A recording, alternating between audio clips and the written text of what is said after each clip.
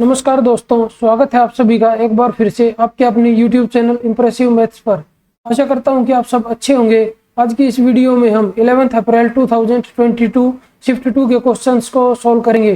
तो चलिए स्टार्ट करते हैं अपने क्वेश्चन नंबर 1 से। क्वेश्चन नंबर 1 में मेरे को दिया हुआ कि ए, बी और सी तीन बंदे हैं। उन्होंने साझेदारी में एक व्यवसाय शुरू किया। शुरू में ए ने 29,000 का निवेश किया और बी और सी ने प्रत्येक ने 25,000 का निवेश किया। 4 महीने बाद ए ने 3,000 रुपये निकाल लिए और इसके 2 महीने बाद सी ने 12,000 रुपये और निवेश कर दिए और वर्ष के अंत में 33,200 रुपये के लाभ में से सी का हिस्सा हमें बताना है। तो मैं लिख लेता हूँ, मेरे पास तीन बंदे हैं ए, बी और सी। तो ए ने कितने 29,000 किए, तो 3 जीरो को मैं भी फिलहाल के लिए छोड़ देता हूँ, 29।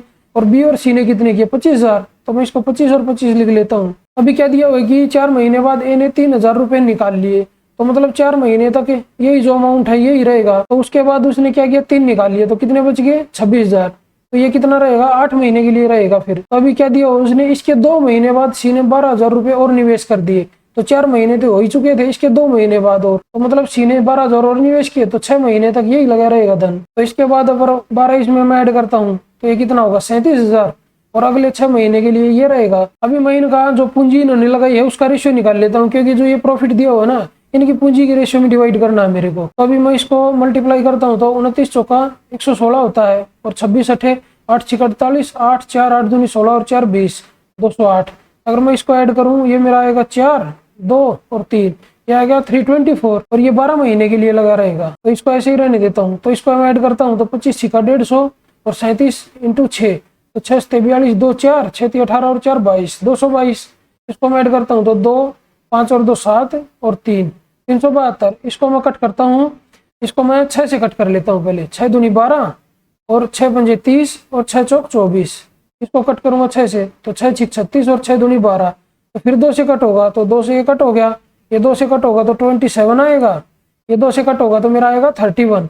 अभी उसने क्या पूछा है कि इस लाभ में सी का हिस्सा, तो मतलब जो भी मेरा लाभ आएगा वो 31 का मल्टीपल होगा, या तो टोटल लाभ मैं निकाल लेता हूँ।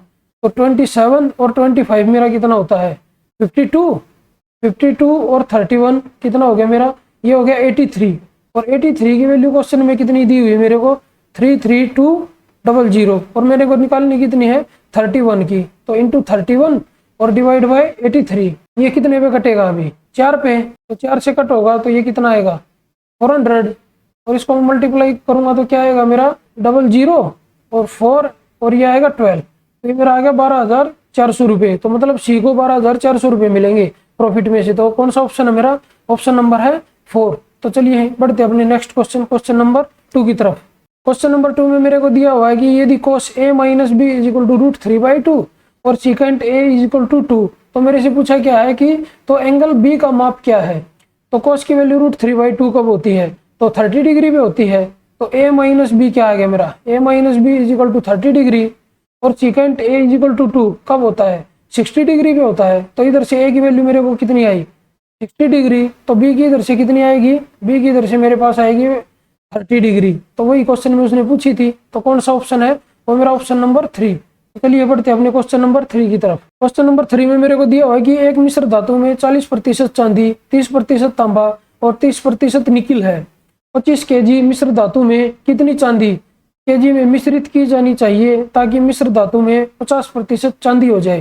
तो इधर मैं देखता हूँ एक मिश्र धातु थी मेरे पास, उसमें 40% चांदी थी, तो मैं 40 लिख लेता हूँ इधर। तो अभी मेरे को कुछ चांदी मिलानी है, तो मैं चांदी मिलाऊंगा तो वो 100% चांदी रहेगी, कोई मिलावट नहीं रहेगी। तो इधर मैं लिख लेता हूँ 100%, क्योंकि वो मिलेगी उसमें कोई मिलावट नहीं होगी। तो ये 40%, ये 100%, तो होनी कितनी है 50%। तो 50% को मैं लिख लेता हूँ बीच में। अब इसमें लगाऊंगा मैं एलिगेशन, एलिगेशन लगाऊंगा तो ये कितना आएगा मेरा इधर 50 में से 40 गया 10 और 100 में से 50 गया 50। तो क्या रेशियो आया मेरा, ये मेरा आया रेशियो 5:1। अब ये 40 क्या था, 40 मेरा टोटल था, तो टोटल उन्होंने कितना दिया हुआ है 25। इधर 25 कि ये 5 की वैल्यू जो है इधर ये मेरी कितनी आई है 25 आई है। तो 1 की वैल्यू मेरी कितनी आएगी 5 kg। तो मेरे को 50% करने के लिए उसमें 5 किलो चांदी मिलानी पड़ेगी। ऑप्शन कौन सा है मेरा, ऑप्शन नंबर 1। तो चलिए बढ़ते हैं अपने नेक्स्ट क्वेश्चन, क्वेश्चन नंबर 4 की तरफ। क्वेश्चन नंबर 4 में डीआई का कुछ डाटा दिया हुआ है कि पैराग्राफ 2014 से 2018 तक ए और बी प्रकार की कारों के निर्यात को दर्शाया गया है। तो ये ब्लू वाला है ये कार ए है और ये रेड वाला ये कार बी है। तो क्या पूछा है मेरे से, किस वर्ष में ए प्रकार की कारों का निर्यात 5 वर्षों में बी प्रकार की कारों के औसत निर्यात से 55 मिलियन कम था। तो सबसे पहले मैं क्या करूंगा, तो बी की जितनी भी कार है ना तो उनका मैं एवरेज निकाल लेता हूँ। तो बी वाला कौन सा है, ये रेड वाला है। तो ये कितनी कंपनी है, 5 है। तो मैं स्टार्टिंग से इसको 5 से डिवाइड कर लेता हूँ। इधर कितना है 225, तो 5 से डिवाइड करूंगा तो ये 5 चौक 20, 5 5 25 45। तो ये आएगा 50 2015 में, और 2016 में मेरा आएगा 40, और 2017 में मेरा आएगा 55, और 2018 में मेरा आएगा 5 31 और 5 5 25। तो मैं इनको ऐड कर लेता हूँ, 5 5 10 और 5 15, 5 1 तो 6 और 1 7 और 5 12, तो ये 12 और 9 21, 21 और 4 25, तो मेरा आएगा 255। तो अभी उसने क्या कहा है कि किस वर्ष में ए प्रकार की कारों का निर्यात बी प्रकार की कारों के औसत निर्यात से 55 मिलियन कम था, मतलब इससे 55 कम करना है। तो 200, तो 200 भी देखना है कि ए का कौन से वर्ष में है, तो ए का 2014 में ही है, ये इधर 200। तो उसने वही साल पूछा था मेरे से, तो क्या आ जाएगा इसका आंसर 2014। तो ऑप्शन कौन सा है मेरा, मेरा ऑप्शन है ऑप्शन नंबर 2। तो चलिए बढ़ते हैं अपने नेक्स्ट क्वेश्चन की तरफ। क्वेश्चन नंबर मेरा फिर DI से है, सेम डाटा दिया हुआ है।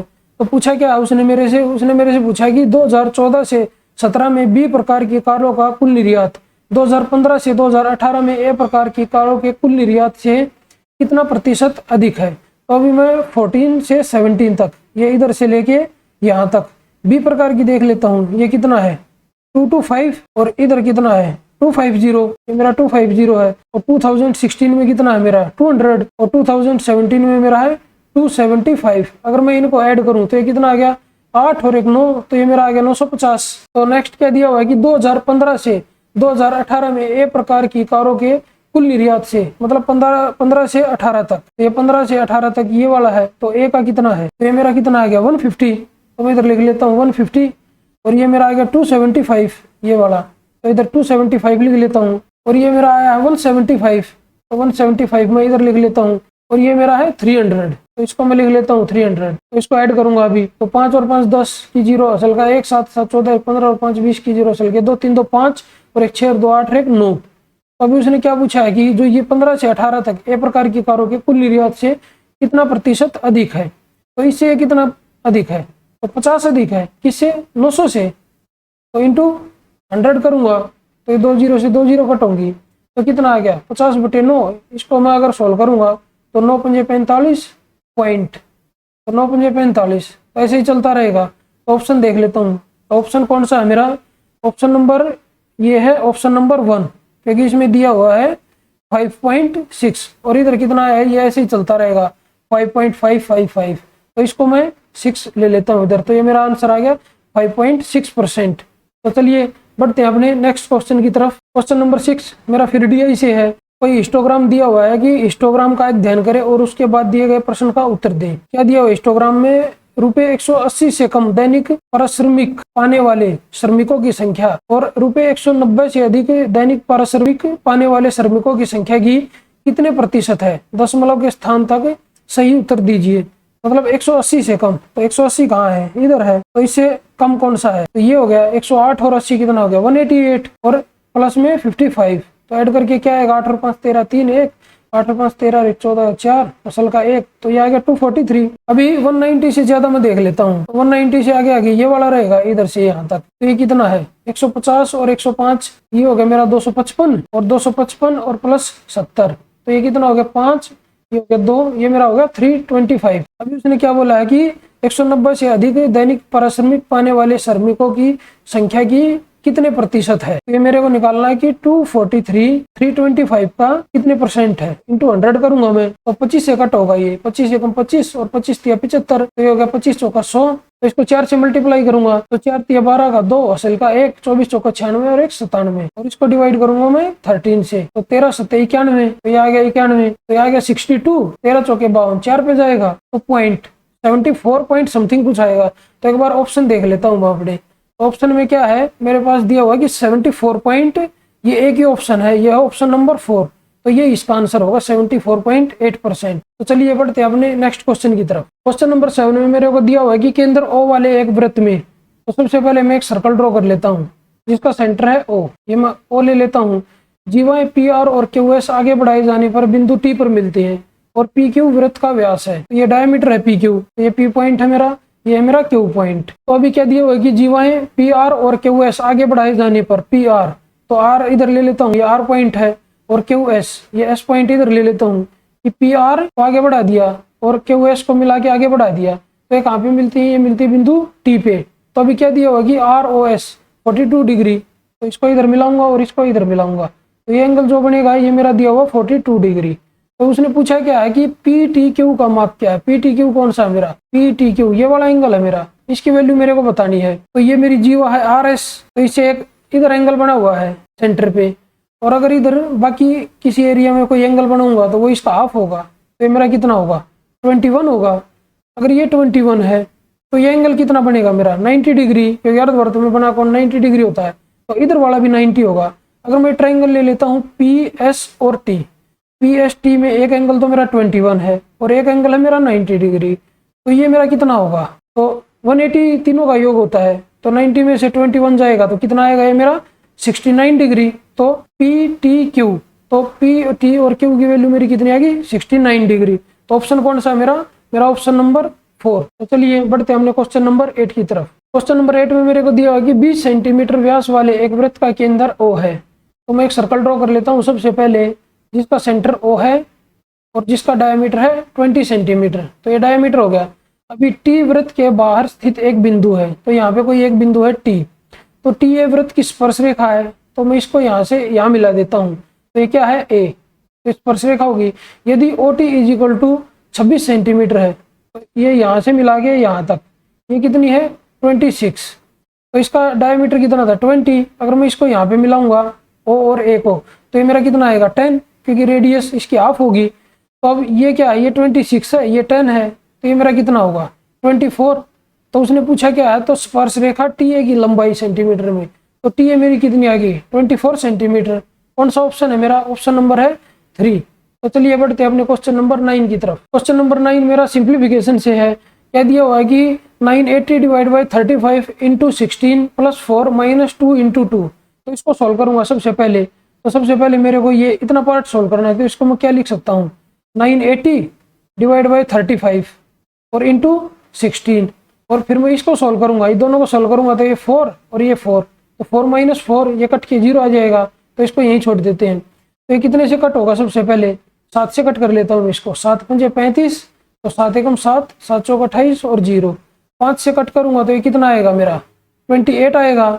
अगर मैं 16 और 28 की मल्टीप्लाई करूँ तो मेरा क्या आएगा 6 8 48, तो लास्ट में 8 आना है, तो 8 कौन से ऑप्शन में है, तो एक ही ऑप्शन में है, तो कितना होगा ऑप्शन नंबर 2। तो चलिए बढ़ते हमने नेक्स्ट क्वेश्चन, क्वेश्चन नंबर 10 की तरफ। क्वेश्चन नंबर 10 में है कि उस समबाहु त्रिभुज की ऊंचाई क्या है जिसकी प्रत्येक भुजा की लंबाई 8 सेंटीमीटर है। तो इसकी लेंथ क्या है 8 सेंटीमीटर समबाहु त्रिभुज की, तो उसकी हाइट क्या होती है √3/2a, तो a कितना है 8, तो ये कितना आ गया मेरा, ये आ गया मेरा 4√3। ऑप्शन नंबर कौन सा है मेरा, ऑप्शन नंबर है 1। तो चलिए बढ़ते अपने नेक्स्ट क्वेश्चन, क्वेश्चन नंबर 11 की तरफ। क्वेश्चन नंबर 11 में मेरे को दिया हुआ है कि चक्रवृद्धि ब्याज पर निवेश की गई राशि पर 3 वर्षों में प्राप्त मिश्र धन 7800 रुपये है और 5 वर्षों में प्राप्त मिश्र धन 11,232 रुपये है। प्रतिशत ब्याज दर ज्ञात कीजिए। तो अभी उसने क्या दिया कि 5 वर्षों में मिश्र धन कितना प्राप्त होता है, तो मिश्र धन का फॉर्मूला क्या होता है कि P इंटू 1 प्लस R/100 की पावर 5 इजिकल टू कितना है 11232। और अभी उसने क्या दिया हुआ है कि 3 वर्षों में, तो 3 वर्षों में कितना होगा P इंटू 1 प्लस R/100 का क्यूब, तो ये कितना है इजिकल टू 7800। तो इसको मैं डिवाइड कर देता हूँ दोनों को, तो डिवाइड करूंगा तो ये क्यूब वाला इससे कट जाएगा, तो ये कितना बचेगा 2 बचेगा, ये पूरा कट हो गए, तो P से P कटेगा इधर। तो अभी मेरे पास क्या बच गया, तो मेरे पास बच गया 1 प्लस R/100 का स्क्वायर इजिकल टू 11,232 और डिवाइड बाय 7800। तो इसको सबसे पहले मैं 8 से कट करता हूँ, तो 8 9 72, 6 78, 8 7 56 और 8 5 40। इसको मैं कट करूंगा तो 8 एकम 8, 8 चौक 32, तो 0 8 चौक 32। अब ये कितने पे जाएगा 3 पे जाएगा, तो 3 तिया 9, 3 दूनी 6 और 3 पंजे 15। इसको कट करूंगा 3 से तो क्या आएगा 3 चौक 12, 3 6 18 और 3 8 24। अब ये कितने पे कट होगा 13 से कट करके देखता हूँ, तो 13 तिया 39, ये कितना बच गया 7, तो 13 6 78, तो 36 आ गया ये कट करने के बाद। इसको 13 से करूंगा तो 13 दूनी 26, तो कितना बच गया 6 65 और 13 पंजे 65, हाँ तो आ गया 36 डिवाइड बाई 25। तो इसको ये इधर स्क्वायर था, इसको स्क्वायर रूट करूंगा तो ये मेरे पास आएगा 1 plus r/100 is equal to 6/5। तो ये 1 था जो, इसको मैं इधर लेके जाऊंगा तो ये माइनस आ जाएगा, तो मेरे पास कितना बच गया 1/5 इज इक्वल टू r/100। तो इधर से r की वैल्यू कितनी आई निकल के मेरे पास, r की वैल्यू मेरी आई 20%। और वही उसने मेरे से पूछा था कि प्रतिशत ब्याज की दर ज्ञात करो, तो कौन सा ऑप्शन है मेरा, ऑप्शन नंबर 2। तो चलिए बढ़ते हैं अपने नेक्स्ट क्वेश्चन नंबर 12 की तरफ। क्वेश्चन नंबर 12 में मेरे को दिया हो कि एक वर्गाकार मैदान के चारों ओर रास्ते की चौड़ाई 4.5 मीटर है और इसका क्षेत्रफल 105.75 मीटर स्क्वायर है। रुपये 100 प्रति मीटर की दर से रास्ते पर बाड़ लगाने का व्यय ज्ञात कीजिए। तो सबसे पहले मैं एक ये ड्रॉ कर लेता हूँ वर्गाकार मैदान।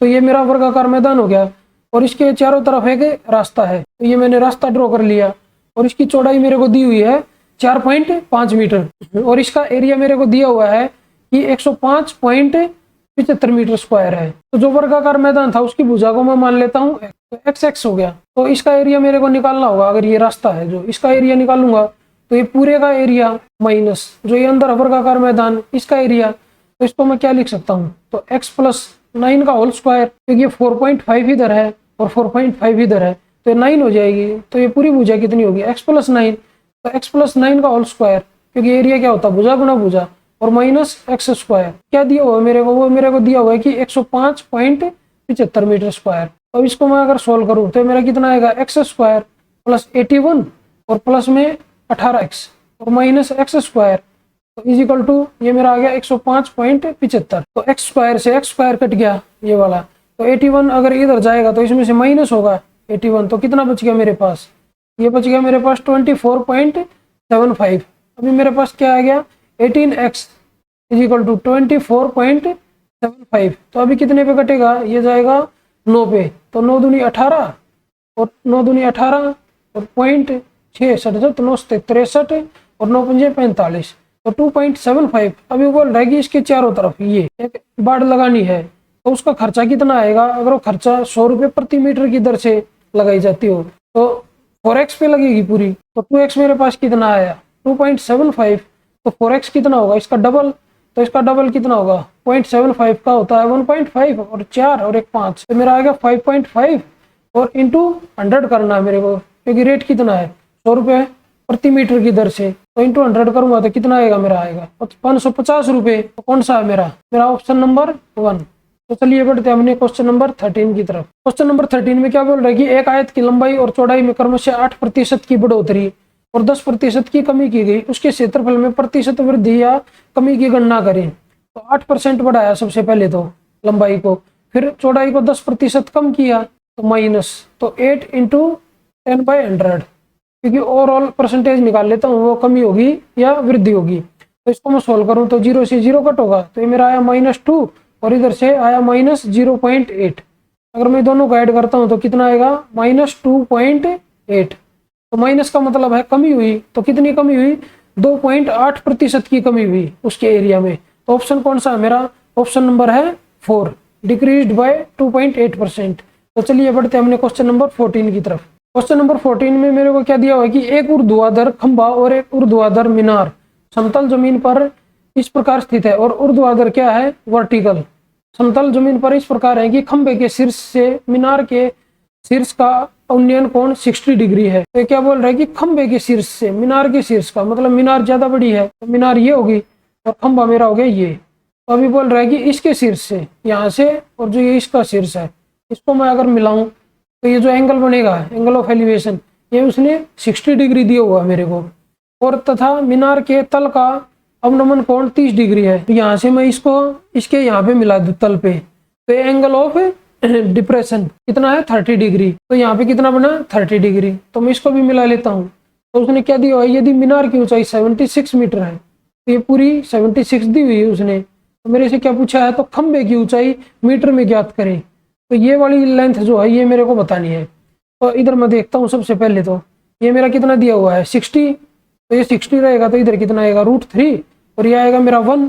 तो ऐसे ही मैं इस ट्राइंगल में देखता हूँ, ये जो नीचे वाली ट्राइंगल है इधर 30 डिग्री है, तो 30 डिग्री के सामने क्या होता है मेरा 1, और ये होगा मेरा √3 इधर।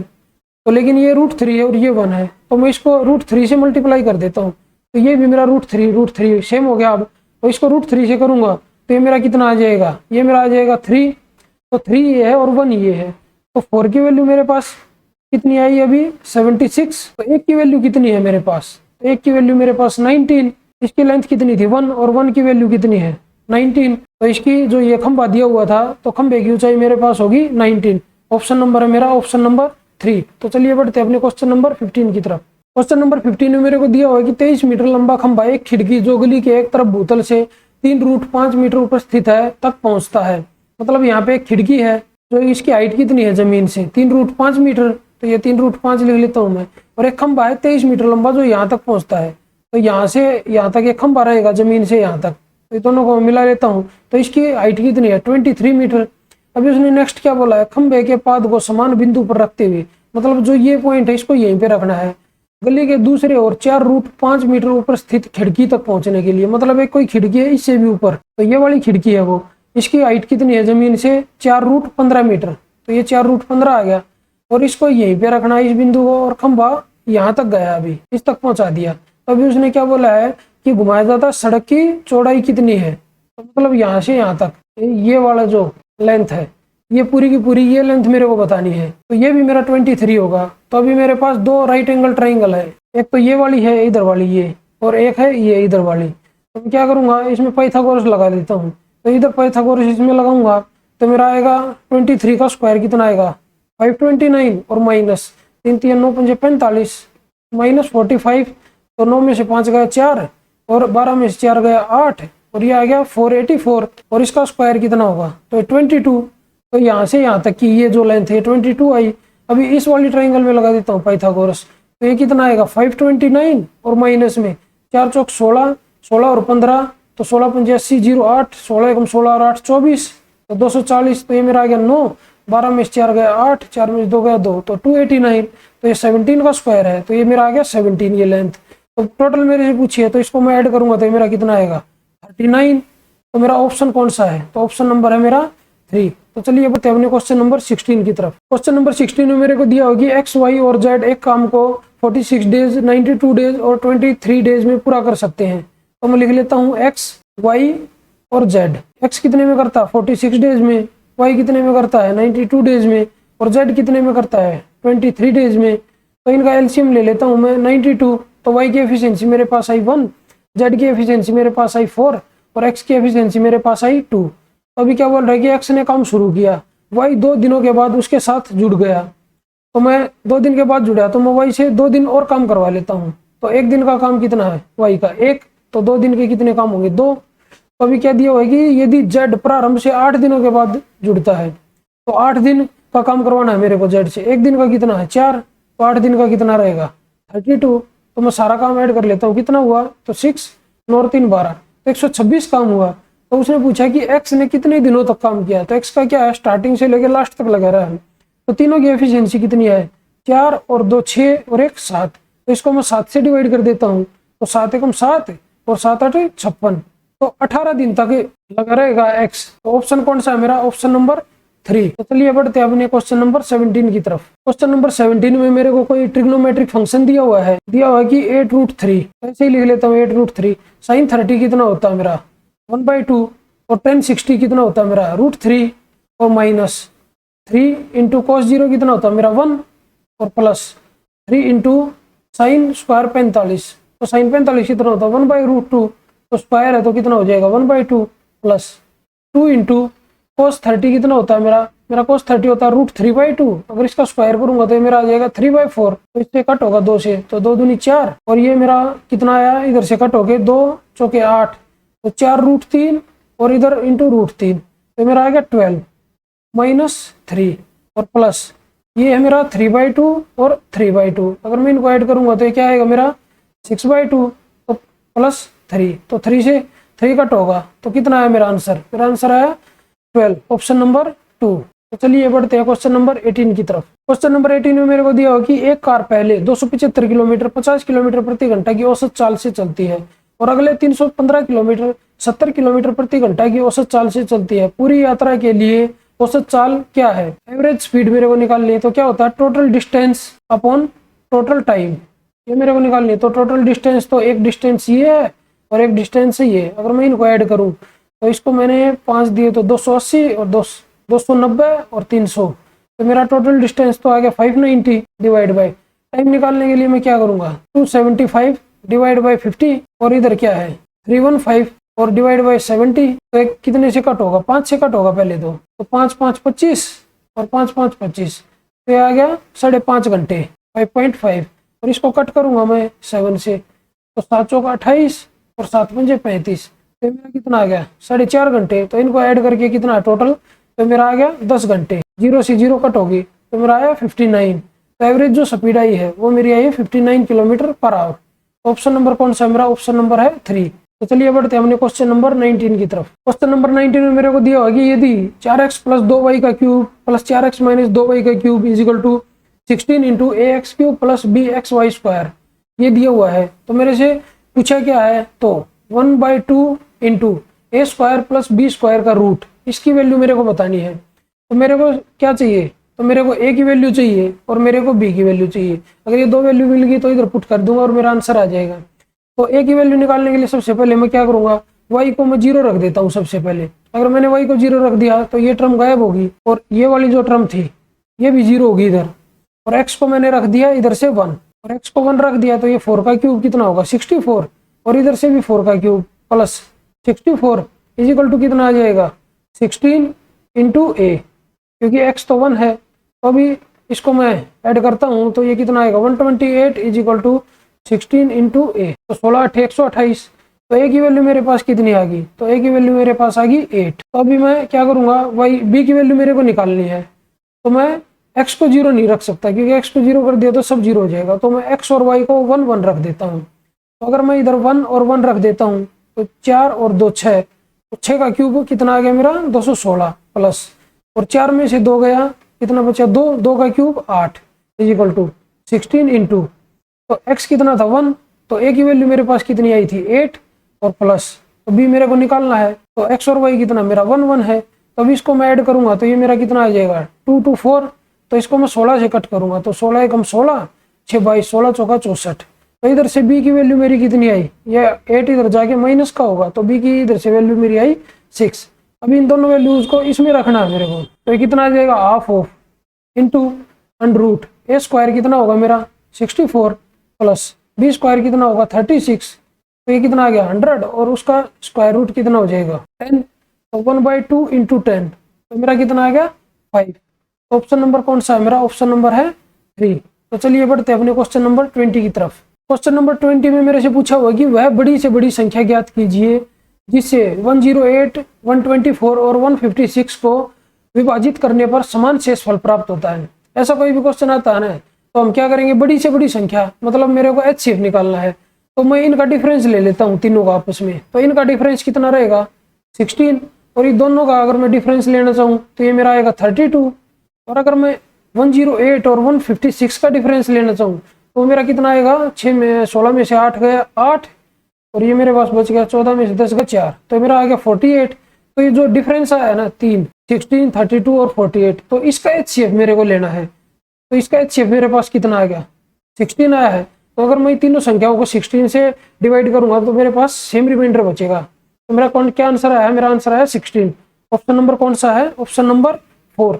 तो चलिए बढ़ते हैं क्वेश्चन नंबर 21 की तरफ। क्वेश्चन नंबर 21 में मेरे को दिया हुआ है कि निम्नलिखित पाई चार्ट में एक परिवार का विभिन्न मदों पर होने वाला मासिक व्यय दर्शाया गया है।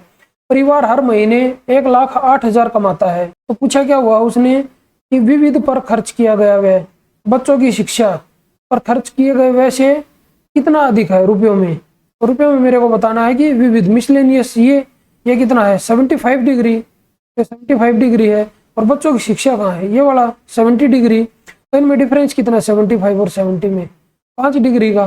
तो क्वेश्चन में क्या दिया होगा कि 1,08,000 कमाता है, तो ये 360 डिग्री की वैल्यू मेरे पास कितनी है 1,08,000। तो ये कट करके 0 से 0 कट होगा तो 36 दिया 108, तो आगे 300, मतलब 1 डिग्री की वैल्यू मेरे पास आई 300। तो मेरे को 5 डिग्री की वैल्यू निकालनी है, तो 5 डिग्री की वैल्यू मेरे पास कितनी हो जाएगी मेरे पास हो जाएगी 1500। तो मेरा ऑप्शन नंबर कौन सा है देख लेता हूँ एक बार। तो ये मेरा ऑप्शन नंबर 3। तो चलिए बढ़ते हैं अपने नेक्स्ट क्वेश्चन की तरफ। क्वेश्चन नंबर 22 में मेरे को दिया हुआ है कि किसी वस्तु को 832 रुपए में बेचने पर प्राप्त लाभ उस वस्तु को 448 रुपए में बेचने पर हुई हानि के बराबर है। तो मतलब कितना है 832 और 448। तो इनका डिफरेंस ले लेता हूँ। सबसे पहले मैं 12 में से 8 गया 4 और 12 में से 4 गया 8, 7 में से 4 गया 3, 384। अभी उसने क्या दिया हुआ है कि हानि और लाभ बराबर बराबर है, मतलब रेशियो 1 है उसका, 1:1। तो मैं इसको हाफ हाफ कर देता हूँ। तो 2 से डिवाइड करूंगा तो 2 एकम 2, 2 नीम 18, 2 दूनी 4, तो 192 आया मेरे पास। तो 192 मतलब उतनी हानि होती है और उतना ही लाभ होता है। मतलब या तो 192 को इसमें ऐड कर देता हूँ या मैं इसमें से ये माइनस कर देता हूँ। तो क्या आएगा मेरे पास सीपी आ जाएगा मेरा। अगर मैं इसमें से 832 में से इसको 192 को माइनस कर देता हूँ तो मेरे पास क्या आएगा 0। 13 में से 9 गया 4 और 7 में से 1 गया 6, तो 640 मेरा सीपी आ गया। अब वो क्या बोल रहा है कि 10% हानि पर बेचा जाता है तो उसका विक्रय मूल्य क्या होगा। तो 10% क्या होगा इसका 64। अगर इसमें से मैं माइनस करूंगा तो लास्ट में कितना आएगा 6 आएगा मेरा। तो एक ही ऑप्शन में मेरा लास्ट में -6, ऑप्शन नंबर 1। तो ये आंसर होगा। अगर पूरा माइनस करना चाहो तो निकाल लो कि अभी 13 में 6 गया 7 और इधर 5 बचेगा, तो वही आएगा। तो चलिए बढ़ते हमने क्वेश्चन नंबर 23 की तरफ। क्वेश्चन नंबर 23 में मेरे को दिया हुआ कि एक क्रिकेट खेल के पहले 10 ओवरों में रन रेट केवल 7.2 था। 272 रन के लक्ष्य तक पहुंचने के लिए शेष 40 ओवरों में औसत रन रेट क्या होना चाहिए। मतलब 10 ओवर में उसने 7.2 के एवरेज से कितने रन बनाए, तो 72 रन बनेंगे टोटल। तो उसको टोटल कितने बनाने थे 272, तो 72 वो बना चुका 10 ओवर में। तो बचे कितने 200 रन बचे। अब ये 200 रन उसको 40 ओवर में बनाने हैं, तो प्रति ओवर के हिसाब से उसको कितने बनाने पड़ेंगे, तो उसको 5 रन बनाने पड़ेंगे हर ओवर के हिसाब से। तो ऑप्शन कौन सा मेरा ऑप्शन नंबर 2। तो चलिए बढ़ते हैं हमने क्वेश्चन नंबर 24 की तरफ। क्वेश्चन नंबर 24 में मेरे से पूछा है कि 500 से 650 तक दोनों को सम्मिलित करते हुए, मतलब 500 वाली संख्या भी लेनी है और 650 वाले भी, ऐसी कितनी संख्याएं हैं जो 3 और 7 दोनों से विभाज्य नहीं है। तो हम ऐसा करेंगे इसमें विभाज्य होने वाली निकाल लेंगे और फिर टोटल में से माइनस कर देंगे तो विभाज्य नहीं होने वाली आ जाएंगी। तो सबसे पहले मैं 7 से चेक करता हूँ। तो 650 को मैं 7 से डिवाइड करता हूँ तो 7 × 63 और ये आ गया 7 दूनी 14, तो 92। अभी मैं ऐसे ही करूंगा 500 डिवाइड बाय 7, तो 7 7 49, 7 एकम 7।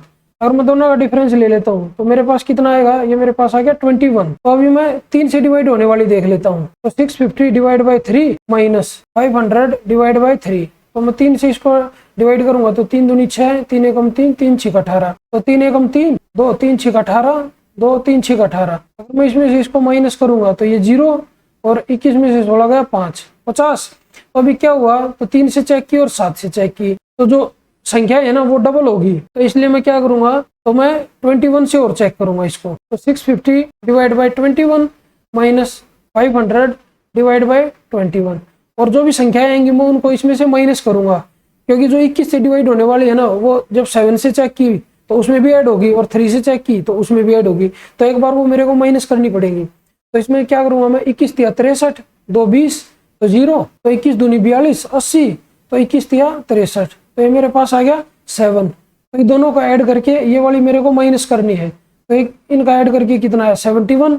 अगर मैं इसको 71 में से माइनस करूँ 7 को तो मेरे पास आ गया 64। तो टोटल संख्या मेरे को निकालनी है। तो टोटल संख्या निकालने के लिए मैं क्या करूंगा, 650 में से मैं 499 को माइनस करूंगा तो मेरा कितना आएगा, 10 में से 9 गया 1, 14 में से 9 गया 5 और 1।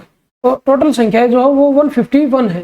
तो उसमें से 64 कितनी है, तो 3 और 7 से डिवाइड होने वाली है। अगर मैं इसमें से इसको माइनस करूंगा तो मेरे पास क्या आएगा, डिवाइड न होने वाली। तो 11 में से 4 गया 7, तो 14 में से 6 गया 8। तो 87 संख्या ऐसी है जो 3 और 7 दोनों में से किसी से भी डिवाइड नहीं होती। तो ऑप्शन नंबर कौन सा है मेरा, ऑप्शन नंबर है 3।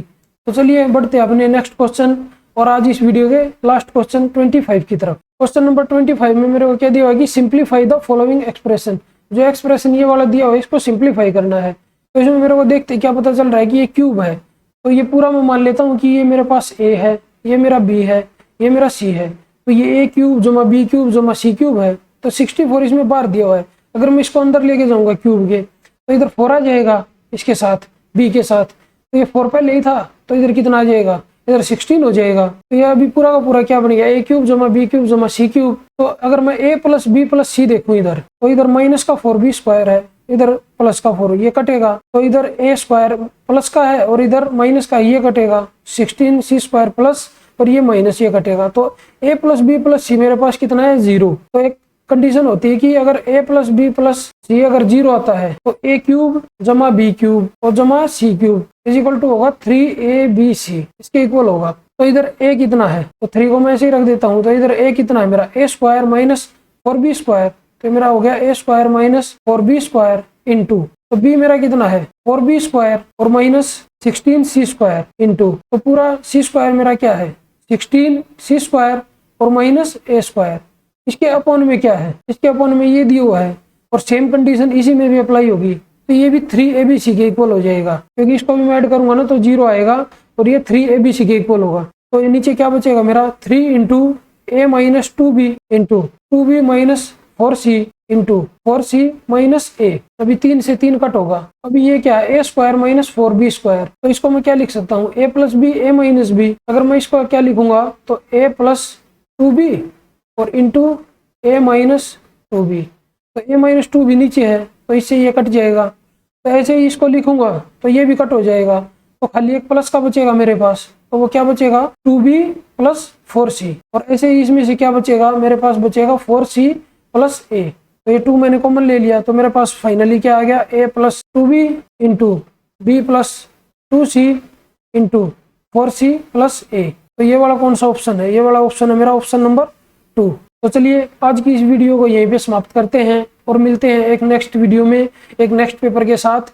तब तक के लिए बाय बाय, टेक केयर।